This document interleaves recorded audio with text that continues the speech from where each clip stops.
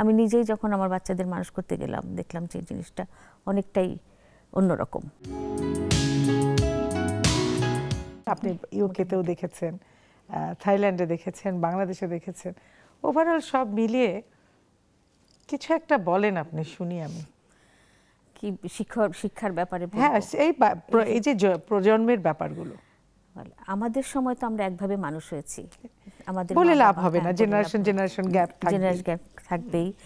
আর সামাজিক অর্থনৈতিক এই দুটা জিনিসও অনেক বেশি ইয়ে করে আর কি, ম্যাটার করে।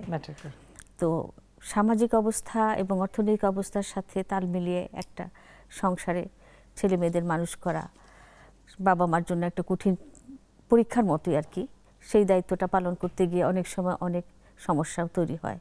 আর যে পরিবারে অনেক ছেলে মেয়ে, অনেক ভাই বোন থাকে, ওই যে যেটা বললো যে অনেকগুলো ভাই বোন, মা সময় দিতে পারতো না, বাবাও শেয়ার করতেন। তো সেটা আমার পরিবারেও দেখেছি। আমার বাবাও কিন্তু আমার মাকে অনেক সাহায্য করতেন, উনি একজন সরকারি কর্মকর্তা ছিলেন। আমার বাবা অবশ্য কোনো চাকরিতে প্রথম দিকে জয়েন করেননি, কারণ একটু ইয়ে ছিল আর কি বাচ্চা কাচ্চা মানুষ করতে গিয়ে। পরবর্তীতে চাকরিতে জয়েন করেছেন, এটা আর কি সামাজিক কর্মী হিসাবে। কিন্তু ওনার সংসারের প্রতি ওনার দায়িত্ব, কর্তব্য, গৃহকর্ম থেকে শুরু করে ওনারা সব কিছুই করেছেন ঠিক মতন। তো এইভাবেই আমরা বড় হয়েছি। কিন্তু এখনকার পরিপ্রেক্ষিতে তো সেটা হয় না। আমি নিজেই যখন আমার বাচ্চাদের মানুষ করতে গেলাম দেখলাম যে জিনিসটা অনেকটাই অন্যরকম। তো সেভাবেই আমাকে চলতে হয়েছে আর কি। তো ওদের ইচ্ছা অনিচ্ছার প্রাধান্য দিতে হয়।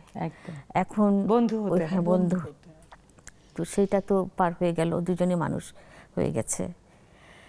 আর এখনকার জেনারেশন আমি দেখি আমার নাতি নাতনিদের, আমার মেয়ে এবং মেয়ের জামাই, ওরা কিভাবে স্ট্রাগল করে এবং কিভাবে হ্যান্ডেল করে।